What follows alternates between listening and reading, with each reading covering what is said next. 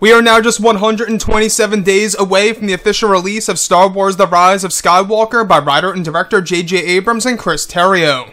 This is Mike Zero. Make sure to subscribe if you are new to the channel for future Star Wars content. Now, what's really exciting about Episode 9 is that we do know that this film, at the end of the day, is going to be, well, a revelation film. It's going to have a lot of twists and turns that will lead to saga-wide implications in this story. And what's really great about this film is that we do know that the teaser trailer debuted over at Star Wars Celebration back in April, and that the trailer 2 is all set and ready to debut over at D23 in the coming weeks. Now, these past couple of weeks or so, we've been learning a whole lot more about this film, and when it all comes down to various shot descriptions of the upcoming trailer 2 of this movie, this is where things begin to get very exciting for Episode 9. Now, specifically, shot descriptions consisting of Rey meditating within a large Jedi temple that is described to be the Prime Jedi Temple, where parts of the iconic Skywalker saber are floating around Rey in pieces, where it's described that the Force Ghost voice of both Anakin Skywalker and Luke Skywalker can be heard in the background. It's explained that Anakin's voice sounds as if he is older and is the older version of himself in the form of a Force Ghost, where the scenery is said to be very Avatar-like, with blue glowing orbs around Rey with many blue hues in the temple as she hears the Force Ghost voices of those who own the Skywalker saber, such as Anakin and Luke. The next describes a sequence in which Kylo Ren is placing his hand on Vader's melted and charred armor, where Kylo's hands are actually said to be placed on his chest plate as it lays down on a table within Kylo's chambers. During this, it's described that brand new dialogue by Ian McDiarmid can be heard as Palpatine, delivering lines related to a greater power beyond any Sith's imagination. Now, it said that the voiceover work of Palpatine sounds very dark and sinister, and has a new sound to it by Ian McDiarmid that fans will enjoy. Lastly, it's explained that one of the shots involves both Rey and Kylo Ren, as well as engaging in a lightsaber duel of what appears to be the corridors of Cloud City. It said that this tease is very brief, followed by a shot of Luke Skywalker looking down at his iconic green lightsaber in his hands, where he places it on a shelf within a stone hut. This implies that this takes place in the form of a flashback.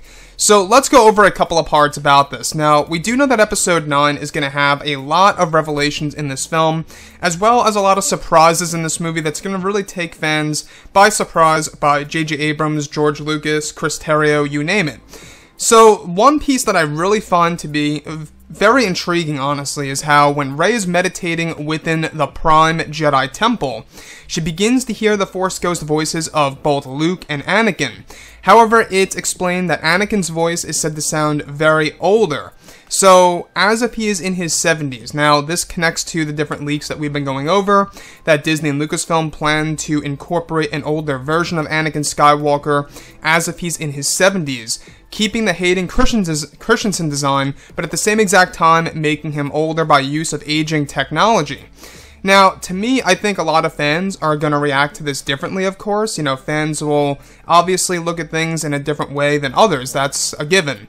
But when we look at Star Wars, we do know that this movie has a lot of potential, specifically to mark itself down as the best of the sequel trilogy without a doubt. Now, the other piece that I really find to be very intriguing is where we have a sequence in which Kylo Ren is placing his hand on Vader's melted and charred armor.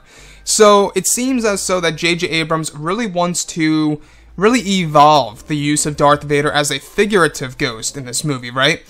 In The Force Awakens, we had his melted helmet. Now, in, of course, Episode 9, The Rise of Skywalker, we got his melted, charred armor.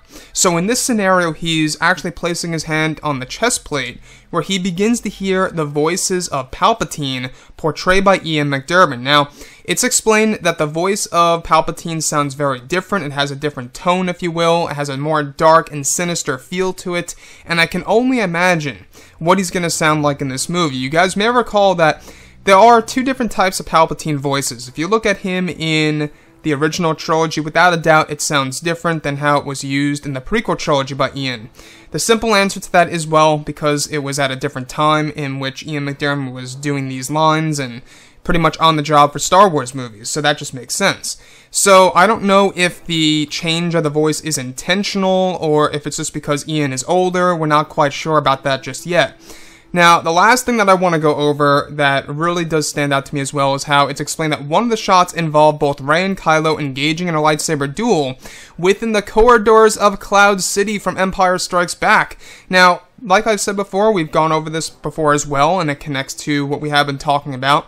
And it seems like they really want to tease the flash fights in this movie. I'm not quite sure if that's a mistake on Disney and Lucasfilm's part, if they want to tease that so fast, or if it's going to be a plus for them to really drag in the viewers and to really get them very excited about what's coming our way for the final installment of the sequel trilogy.